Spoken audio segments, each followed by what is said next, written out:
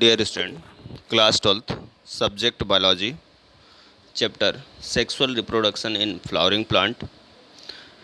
We are going to study megasporogenesis, means development of ovule और megasporangium. Dear student, इससे पहले हम carpel और मेगास्पोरोफिल में और स्ट्रक्चर ऑफ ओव्यूल्स का डिस्कस कर चुके हैं। अब हम जा रहे हैं development of ovules and megasporangium का डेवलपमेंट देखने, और यह जानने की कोशिश करेंगे कि मेगास्पोरोजेनेसिस या डेवलपमेंट ऑफ फीमेल गैमेटोफाइट या एम्ब्रॉय सैक या माइक्रो गैमेटोजेनेसिस की प्रोसेस कैसे होती है। फर्स्ट, आपके सामने एक डायग्राम अपीयर हो रहा है। इस डायग्राम को आप कीनली ऑब्जर्व करिए और इस डायग्राम पर बेस होगा हमारा इसका कंटेंट। पहला कंटेंट है हमारा डेवलपमेंट ऑफ और megasporangium. The origin of megasporangium or ovule take place as a small protuberance from the placental tissue in the ovary। तो जो आपने स्मॉल प्रोट्यूबरेंस की बात करी, दैट इज़ हियर। तो आपने देखा कि मेगास्पोरेंजियम या ओव्यूल्स का जो डेवलपमेंट होता है वो एक स्मॉल प्रोट्यूबरेंस या ग्रुप ऑफ सेल्स जो कि प्लेसेंटल टिश्यू से शुरू होता है। यह प्लेसेंटल टिश्यू ओवरी के अंदर डेवलप होता है। The cells of protuberance grow very rapidly to form a colonical structure with a rounded neck। तो आपने देखा ओवरी जो कि एक पाउच लाइक स्ट्रक्चर है, उस ओवरी के अंदर प्लेसेंटल टिश्यू है। उस प्लेसेंटल टिश्यू के द्वारा जो आपके सामने डायग्राम अपीयर हो रहा है, यह प्रोट्यूबरेंस डेवलप होता है। यह प्रोट्यूबरेंस, डियर स्टूडेंट, तो हमने ये जाना कि मेगास्पोरेंजियम या ओव्यूल्स की ओरिजिन और उसका डेवलपमेंट स्मॉल ट्यूबरेंस से होता है। यह स्मॉल जो ट्यूबरेंस है डायग्राम में आपके सामने रिप्रेजेंट हो रहा है, यह प्लेसेंटल टिश्यू से डेवलप होता है और यह placental tissue female gametophyte of flower means ovary में पाया जाता है। होता क्या है, cells of protuberance grow very rapidly to form a conical structure with rounded end. Means जो प्लेसेंटल सेल ओवरी के अंदर प्रोट्यूबरेंस डेवलप करती हैं, ये प्रोट्यूबरेंस तेज़ी से रैपिडली ग्रो करता है और एक कोलोनिकल स्ट्रक्चर बनाता है। उस कोलोनिकल स्ट्रक्चर की नेक जो होती है वो राउंडेड होती है। ये डायग्राम आपके सामने रिप्रेजेंट हो रहा है। इस डायग्राम को हम डिस्कस कर रहे हैं। So called the nucleus, means conical जो स्ट्रक्चर बनता है किसके किसके डेवलपमेंट से, प्रोट्यूबरेंस के ग्रो होने से। किस मैनर पर ग्रो होता है, रैपिडली ग्रो होता है। राउंडेड एंड वाला एक स्ट्रक्चर डेवलप करता है और ये राउंडेड एंड वाला यह स्ट्रक्चर न्यूक्लियस कहलाता है। न्यूक्लियस, ध्यान रखिएगा, nucleus. Now two integument are form around the nucleus. अब सेकंड स्टेप शुरू होगा। मीन्स पहले स्टेप पर एक्टिवेट होगा प्लेसेंटल टिश्यू जो ओवरी में डेवलप होगा। यह प्लेसेंटल टिश्यू क्या बनाएगा, प्रोट्यूबरेंस बनाएगा। प्रोट्यूबरेंस को ही हम नाम देंगे न्यूक्लियस, और न्यूक्लियस में सेकंड स्टेप होगा। न्यूक्लियस के चारों तरफ क्या हो डेवलप होगा, इंटेगुमेंट डेवलप होगा। तो what is the function of integument, it form the protective and supportive layer around the nucleus. Means nucleus के चारों तरफ एक प्रोटेक्टिव और मैकेनिकल लेयर डेवलप करेगा जो इसे स्ट्रेस और मैकेनिकल इंजरी से सेव रखेगा। These integuments surround the whole nucleus except one pore. This pore is called micropyle। अब आप समझिएगा, जो आपका न्यूक्लियस था, ये nucleus that is the nucleus. ये न्यूक्लियस क्या डेवलप होगा, ये न्यूक्लियस के चारों तरफ डबल लेयर इंटेगुमेंट डेवलप होगा। ये न्यूक्लियस को चारों तरफ से कवर करेगा, केवल एक पॉइंट बचेगा जहाँ से ये बाहर की ओर ओपन होगा और यही माइक्रोपाइल के नाम पर जाना जाएगा। माइक्रोपाइल क्या होगा, एक एंट्री गेट होगा जहाँ से पॉलन ट्यूब ओवरी के अंदर एंटर करेगी या ओव्यूल्स के अंदर एंटर करेगी और अपनी मैकेनिज्म या फंक्शंस को परफॉर्म करेगी। सो डियर स्टूडेंट, आपने देखा कि मेगास्पोरेंजियम का डेवलपमेंट प्लेसेंटल टिश्यू के एक्टिवेशन से होता है। ये पहले एक मॉस ऑफ सेल्स बनाएगा। ये mass of cells rapidly grow होगा और क्या बनेगा, एक न्यूक्लियस डेवलप होगा। न्यूक्लियस के चारों तरफ डबल लेयर इंटेगुमेंट डेवलप होगा। केवल एक पॉइंट होगा जहाँ पर ये इनकंटिन्यूअस या अनकंटिन्यूअस होगा, जहाँ पर माइक्रोपाइल सिचुएटेड होगा या माइक्रोपाइल बनेगा और वहीं से एंट्री करेगा कौन, एंट्री करेगी पोलन ट्यूब। अब हम चल रहे हैं आगे megasporogenesis. Dear student, it is the so important question for your annual examination. The development of megaspore is called megasporogenesis. During megasporogenesis, one hypodermal cell of nucellus grow in size to rise to archisporal cell. This cell divide by periclinal division to form an outer primary parietal cell and inner primary sporogenous cell.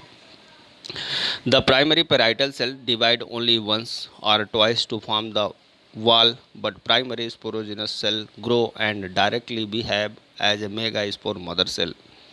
This cell enlarge and divide by a reductional division so that four haploid megaspore are formed, which are arranged in a linear tetrad.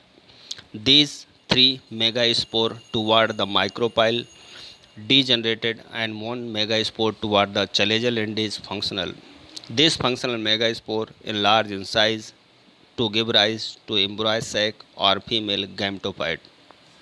Dear student, अब हम समझने जा रहे हैं इस diagram के through what is the megasporogenesis. तो diagram आपके सामने है। आपने ये जाना कि मेगा स्पोर का जो डेवलपमेंट होता है, proper development of mega spore को ही मेगा स्पोरोजेनेसिस के नाम पर जाना जाता है।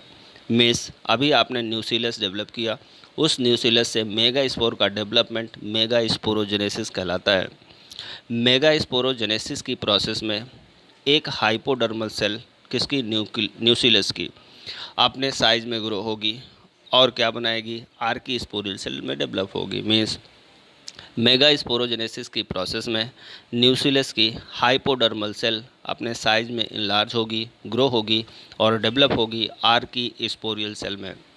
ध्यान दीजिएगा, फर्स्ट स्टेप क्या होगा, मेगा स्पोरोजेनेसिस की पहली स्टेप में एक हाइपोडर्मल सेल किसकी, न्यूसीलस की, अपने साइज में ग्रो होगी, इनलार्ज होगी और डेवलप होगी किस में, आर्की स्पोरियल सेल में।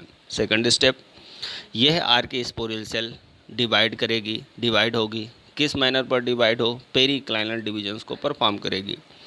जब ये आर्की स्पोरियल सेल पेरिक्लाइनल डिविजन्स को परफॉर्म करेगी तो बनेगा क्या, एक आउटर प्राइमरी पेराइटल सेल बनेगी बाहर की ओर, आउटर प्राइमरी पेराइटल सेल, और inner primary sporogenous cells develop होंगी। Means archesporial cells perform the division in form of periclinal manner and form outer primary parietal cell and inner primary sporogenous cells। इस तरह से Archie स्पोरियल cell ने बाहर की ओर primary parietal cell develop करी और अंदर या इनर साइड पर उसने प्राइमरी स्पोरोजिनस सेल्स को डेवलप किया। प्राइमरी पेराइटल सेल्स डिवाइड होगी केवल एक बार। Primary parietal cells divide only once और टू, मीन्स एक या दो बार डिवाइड होगी और क्या बनाएगी, वॉल बनाएगी। लेकिन जो प्राइमरी स्पोरोजिनस सेल होगी वो ग्रो होगी और डायरेक्टली किस तरह का बिहेव करेगी, मेगा स्पोर मदर सेल का काम करेगी। तो आपने यहाँ ये समझा कि पहले आर्की स्पोरियल सेल बनेगी, वो आर्की स्पोरियल सेल डिविजन्स को परफॉर्म करके प्राइमरी पेराइटल सेल और इनर प्राइमरी स्पोरोजिनस सेल्स बनाएगी। जो प्राइमरी पेराइटल सेल्स होगी यह 1 या 2 मोर टाइम डिवाइड होगी और क्या करेगी, एम्ब्रॉय सैक की दीवार को फॉर्म करेगी। एम्ब्रॉय सैक की वॉल फॉर्म होने के बाद जो प्राइमरी स्पोरोजिनस सेल्स होगी वो साइज में ग्रो होगी और डायरेक्टली किसकी तरह वर्क करना शुरू करेगी, मेगा स्पोर मदर सेल की तरह वर्क करना शुरू करेगी। जब यह primary sporogenous cells megaspore mother cell की तरह वर्क करेगी तो सबसे पहले ये अपने साइज में इनलार्ज होगी। इनलार्ज होने के बाद यह डिविजन्स को परफॉर्म करेगी। कौन सा डिवीजन होगा, ध्यान दीजिएगा यहाँ पर, it's perform only reductional division, means haplontic division, means यह रिडक्शनल डिवीजन को परफॉर्म करेगी। एक डिप्लॉयड सेल से 4 हैप्लॉइड सेल्स का ग्रुप बनेगा। अब वो 4 हैप्लॉइड सेल का ग्रुप ही क्या कहलाएगा, टेट्राड कहलाएगा। मीन्स हमने ये जाना कि मेगा स्पोर मदर सेल किससे डेवलप हुई, स्पोरोजिनस सेल से डेवलप हुई। डेवलप होने के बाद इसने रिडक्शनल डिवीजन परफॉर्म किया। रिडक्शनल डिवीजन का रिजल्ट ये हुआ कि 4 हैप्लॉइड मेगा स्पोर बने जो कि हैप्लॉइड सेल्स थी और ये चारों मेगा स्पोर जो होंगे वो लाइनर सीरीज में अरेंज हो जाएंगे।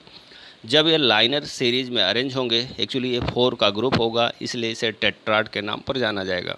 अब ध्यान दीजिएगा, आपने कहा जो एम्ब्रॉय सैक है उस एम्ब्रॉय सैक में 4 हैप्लॉइड सेल का एक टेट्राड है जो लाइनियर सीरीज में अरेंज है।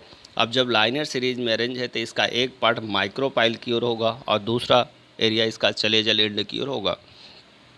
अब मेगास्पोर की वह मेगास्पोर की वह 3 सेल जो माइक्रोपाइल एरिया की ओर होंगी उनमें से 3 सेल डीजनरेट हो जाएंगी, मीन्स डिजॉल्व या डिस्ट्रॉय या डिसरप्ट हो जाएंगी, मीन्स नष्ट हो जाएंगी। बचेगी कितना? एक मेगास्पोर बचेगा। किस एंड की ओर बचेगा? चलेजल एंड की ओर सेप होगा और वही फंक्शनल मेगास्पोर होगा जो आगे जाकर फीमेल गैमेट्स की तरह वर्क करेगा।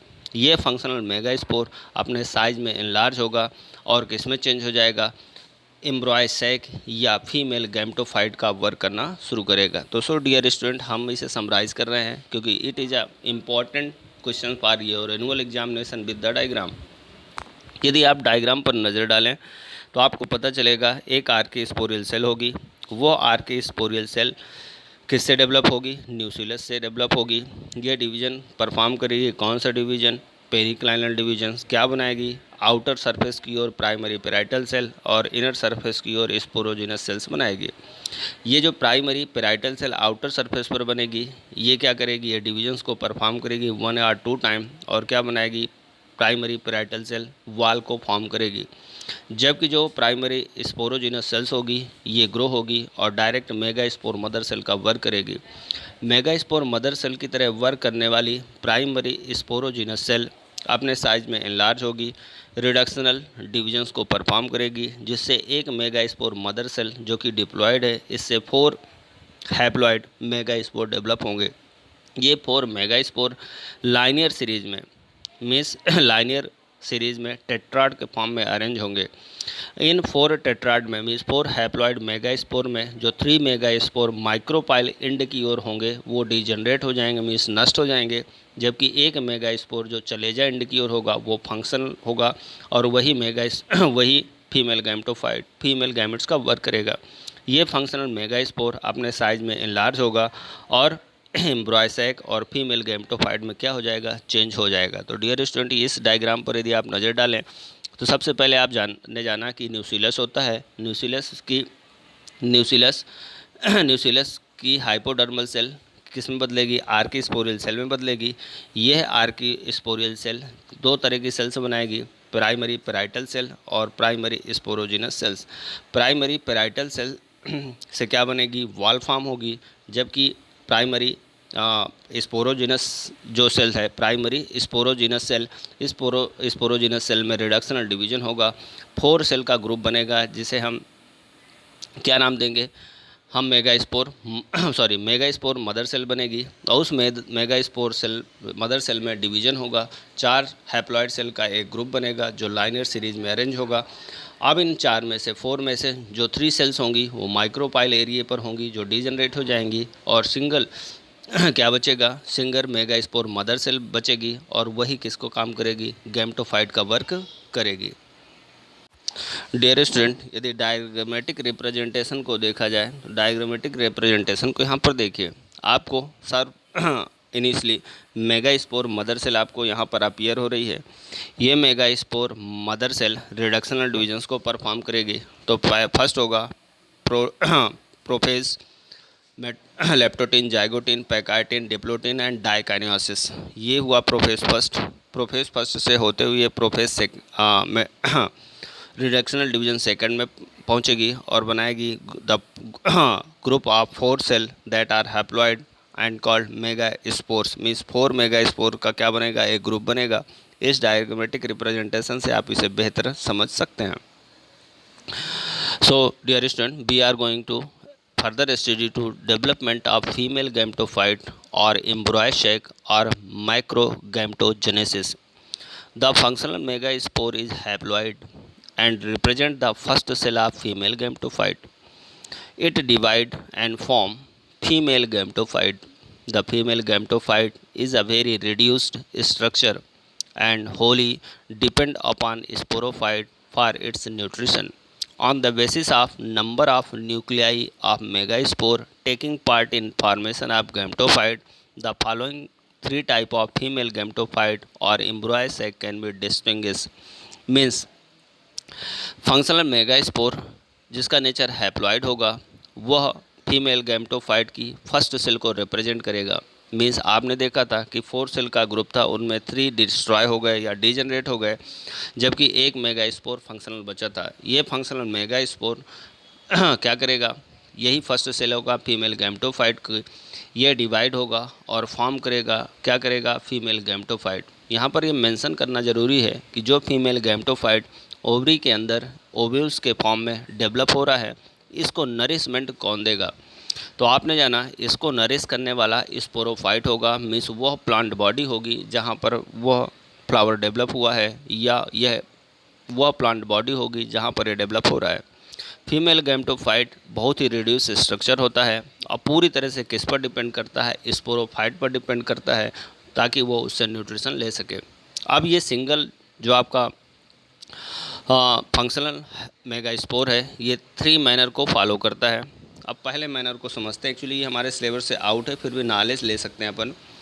मेगास्पोर मदर सेल जो कि डिप्लॉयड है, मियोसिस को परफॉर्म करेगा और 4 हैप्लॉइड सेल्स का ग्रुप आपको आपके सामने अपीयर हो रहा है। सेकंड डायग्राम पर यदि आप देखें तो आपने क्या देखा, यह मेगास्पोर मदर सेल जो डिप्लॉयड है, मियोसिस या रिडक्शनल डिवीजन को परफॉर्म कर रहा है, और इसके परफॉर्मेंस से कितनी सेल्स का ग्रुप मिला, 4 सेल टेट्राड मिला और 4 हैप्लॉइड सेल मिली, जिन्हें हमने मेगास्पोर कहा।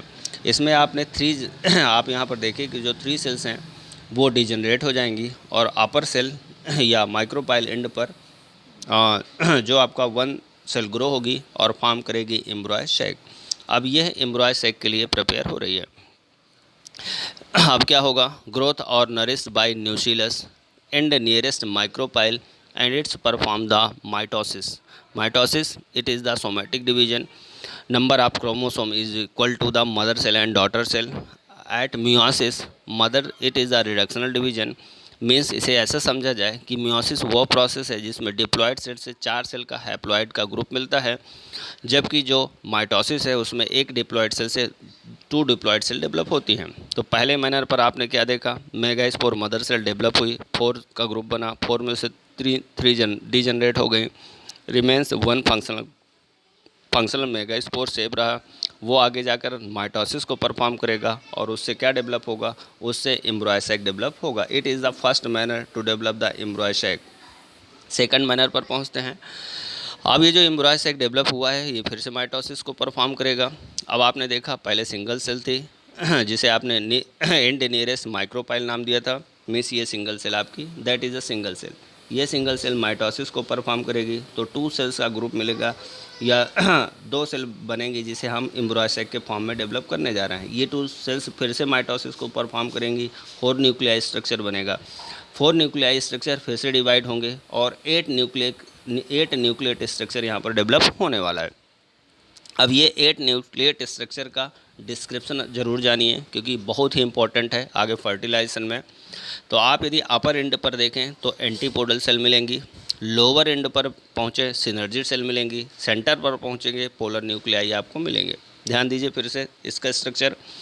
अपर पार्ट जो आपके सामने अपीयर हो रहा है that is the embryo sac. इस एम्ब्रॉय सैक के अपर पार्ट पर आपको 3 एंटीपोडल सेल अपीयर हो रही हैं। सेंटर पार्ट पर 2 पोलर न्यूक्लियाई आपको दिख रहे हैं। लोअर पार्ट पर 2 सिनर्जी सेल हैं और आपका एक फीमेल गैमेट है जिसे आप एग सेल या मेगास्पोर का नाम देते हैं। इस तरह से आपने क्या जाना, इस तरह से आप ये जाना 8 न्यूक्लिएट स्ट्रक्चर डेवलप हुआ है किस फॉर्म में, ये डेवलप हुआ है एम्ब्रॉय सैक के फॉर्म में। अब यहाँ पर ध्यान दीजिएगा, अब यहाँ से न्यूक्लियर फ्यूजन की प्रोसेस शुरू होगी, that is the nuclear fusion. Nuclear fusions का रिजल्ट ये होगा कि जो सेंटर की अभी क्या देख रहे हैं आप 8 न्यूक्लिएट स्ट्रक्चर आपको दिख रहा है। अब जो आपके सेंटर के 2 पोलर न्यूक्लियाई हैं, ये जो सेंटर के 2 पोलर न्यूक्लियाई हुए ये आपस में फ्यूज होंगे। अब फ्यूज होने के बाद एक न्यूक्लियस सेकेंडरी न्यूक्लियस बनाएंगे और ये कैसा होगा, इसमें 2 पोलर न्यूक्लियाई फ्यूज हुए हैं इसलिए डिप्लॉयड होगा, बाकी सभी सेल्स कैसी होंगी, हैप्लॉयड होंगी। अब इससे डेवलप हुए यदि हम एम्ब्रॉय सैक के स्ट्रक्चर को यदि हम फॉलो करें तो एम्ब्रॉय सैक का स्ट्रक्चर जो हमने पहले पढ़ा था आपको दिखेगा कि आउटर सरफेस पर क्या है, तो आपने कहा सर डबल लेयर्ड इंटेगुमेंट है। इसके इनर साइड पर क्या है, न्यूक्लियस है। न्यूक्लियस के अंदर एम्ब्रॉय सैक है। एम्ब्रॉय सैक के अंदर क्या है, तो अभी आपने 7 सेल 8 न्यूक्लियस स्ट्रक्चर देखा, इसके अंदर इतनी सेल्स हैं। साथ में माइक्रोपाइल और फ्यूनिकल और चलेजा आपको पहले ही बताया जा चुका है। सो डियर स्टूडेंट, यदि इसकी समरी की जाए तो समरी ये निकलती है कि आपने 4 हैप्लॉइड मेगा स्पोर डेवलप किए थे जो लाइनर सीरीज में अरेंज थे। इनके जो 3 सेल्स 3 होंगी haploid, 4 out of 4 in 3 cells degenerate हो जाएंगी। एक सेल बचेगी, वह एक सेल ग्रोथ करेगी, माइटोसिस को परफॉर्म करेगी, डबल न्यूक्लियस स्ट्रक्चर बनेगा। Double nucleus structure 2 more time mitosis को परफॉर्म करेगा, जिससे 4 सेल से कितनी सेल्स स्ट्रक्चर डेवलप होगा, 8 न्यूक्लिएट स्ट्रक्चर डेवलप हुआ। उस 8 न्यूक्लिएट में 2 antipodal nuclei, 2 synergid nuclei, 2 polar nuclei and a egg cell या फीमेल गैमेट डेवलप हुआ। अब इसमें फ्यूजन शुरू होगा। जो सेंटर पर 2 पोलर न्यूक्लियाई हैं, ये दोनों हैप्लॉइड पोलर न्यूक्लियाई फ्यूज हो जाएंगे और अब स्ट्रक्चर बनेगा 7 सेल एंड 8 न्यूक्लिएट स्ट्रक्चर।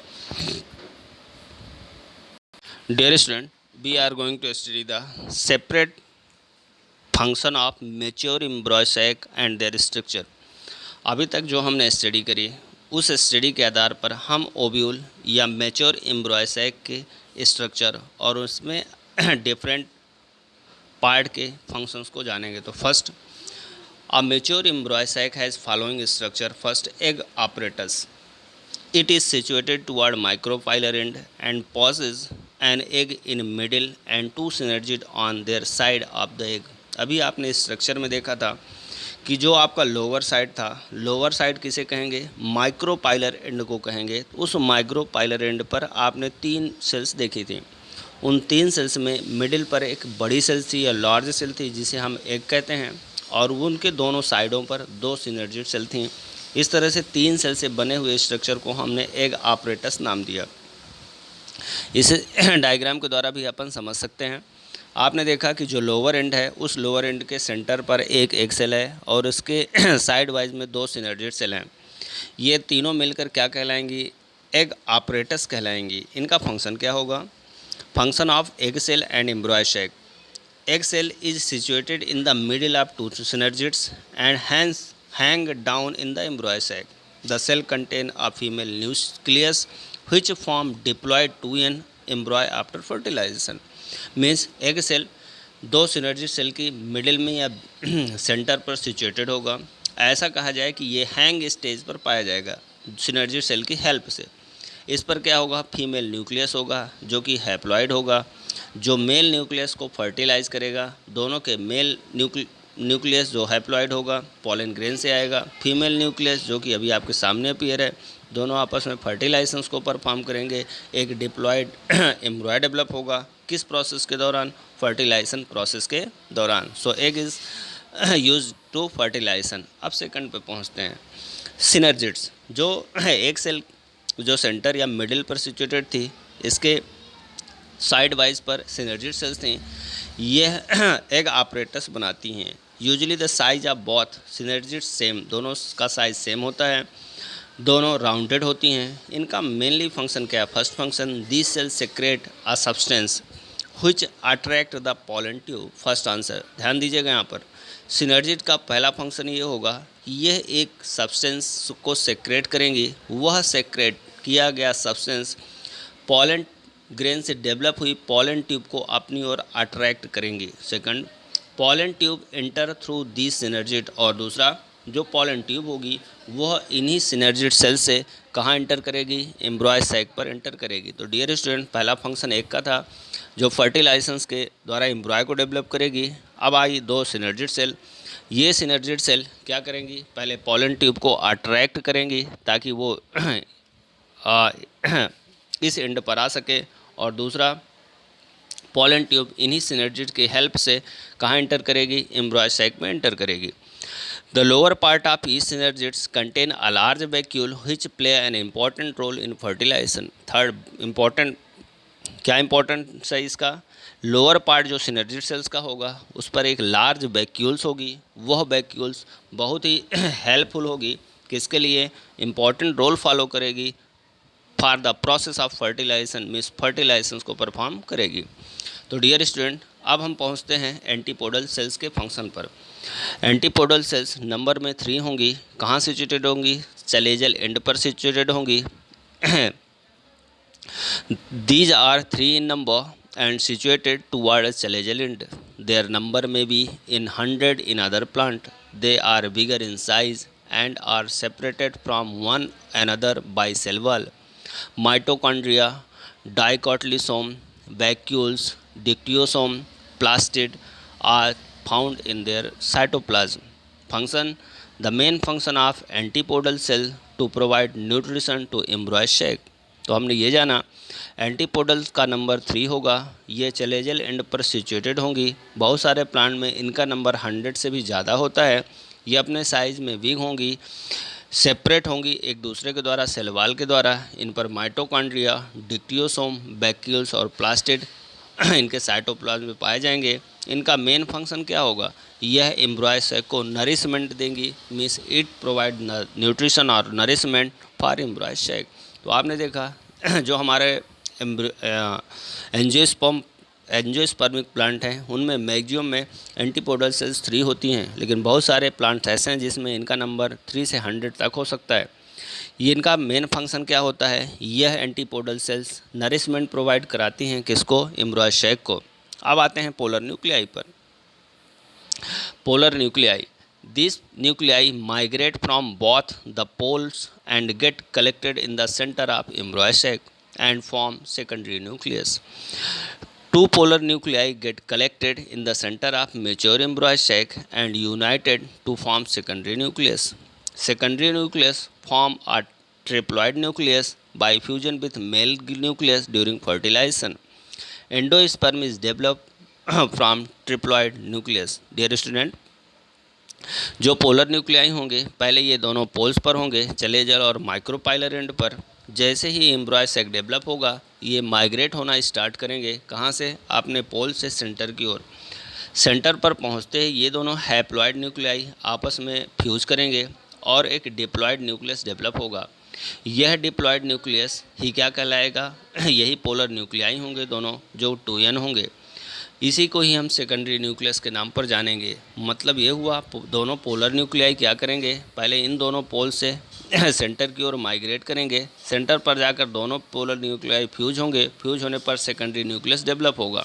अब इसका फंक्शन क्या है? At the time of fertilization, जब फर्टिलाइजेशन प्रोसेस परफॉर्म होगी उस समय पर 2 मेल गैमेट्स पोलन ट्यूब्स के थ्रू एम्ब्रॉय सैक में एंटर करेंगे। ध्यान दीजिएगा, डबल फर्टिलाइजेशन और ट्रिपल फ्यूजन की प्रोसेस हम यहाँ जानने वाले हैं। तो हमने क्या कहा? Double fertilisation.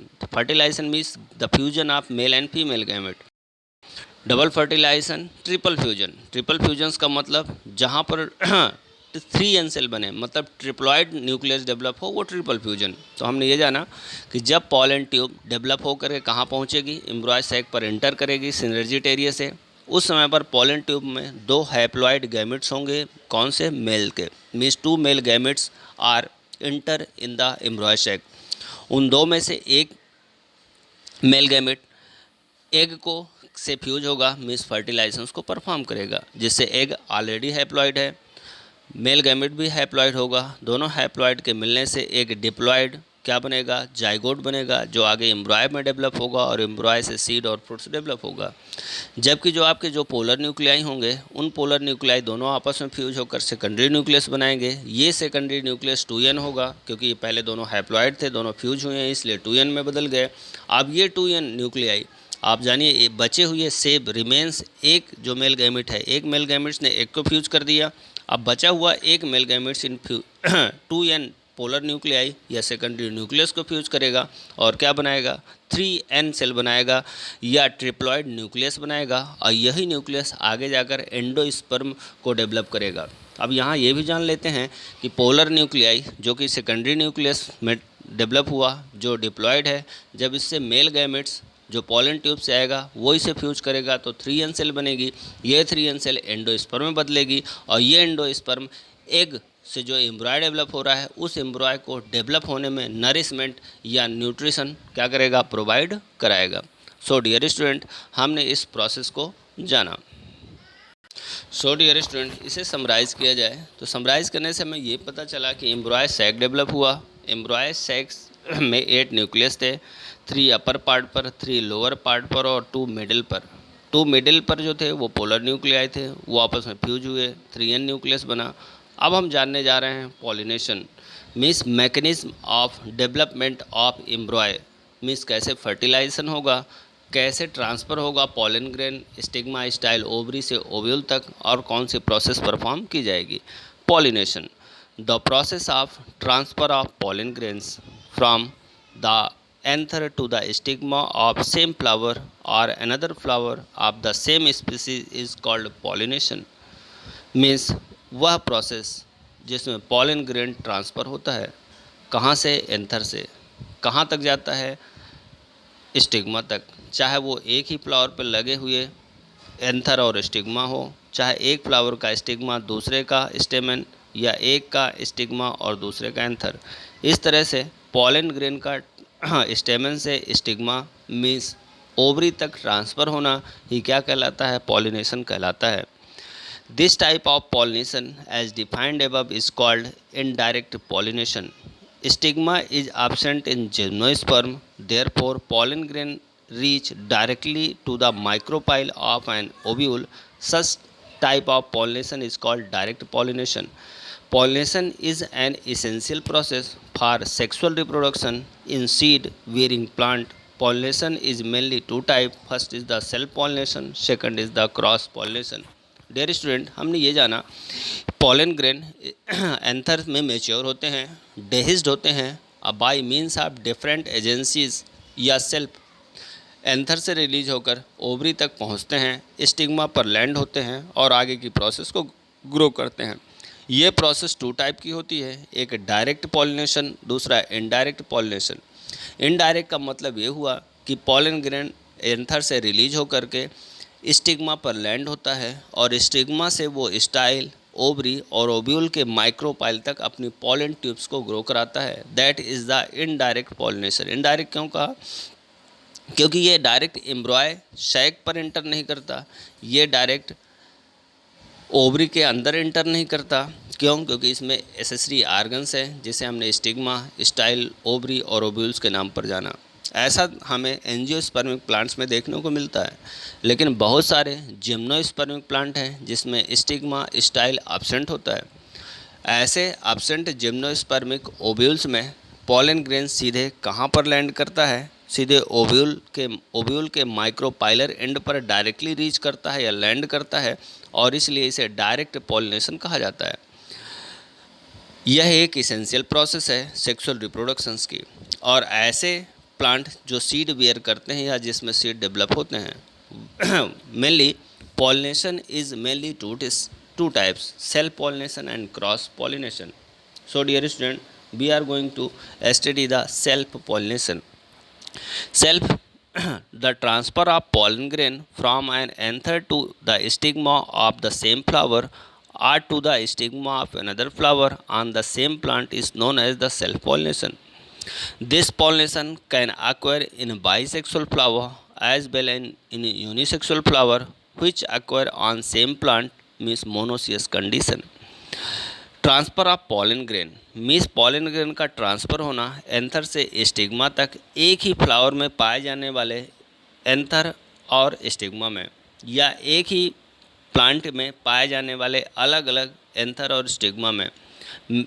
तब पॉलन ग्रेन सेल्फ एक जगह से दूसरी जगह ट्रांसफ़र होता है, तब हम उसे सेल्फ पॉलिनेशन कहते हैं। जबकि क्रॉस पॉलिनेशन में transfer of pollen grain from anther of the flower of one plant to the stigma of the flower of another plant by the same species is called cross pollination. At this pollination occur between flower of two different plant, genetic recombination is found in this pollination. It is also known as the genogamous flower. So dear student, हमने ये जाना कि pollination 2 type का होता है, self और cross pollination. यदि pollen grain एक ही फ्लावर के एंथर से उसी फ्लावर के स्टिग्मा तक, या एक ही प्लांट पे लगे हुए एंथर से स्टिग्मा तक ट्रांसफ़र होता है, तब हम उसे नाम देते हैं सेल्फ पॉलिनेशन। लेकिन यदि पॉलन ग्रेन एक प्लांट से दूसरे प्लांट में एक ही सेम ही स्पीसीज वाले एक प्लांट से दूसरे प्लांट में ट्रांसफ़र होता है, तब हम उसे क्रॉस पॉलिनेशन कहते हैं।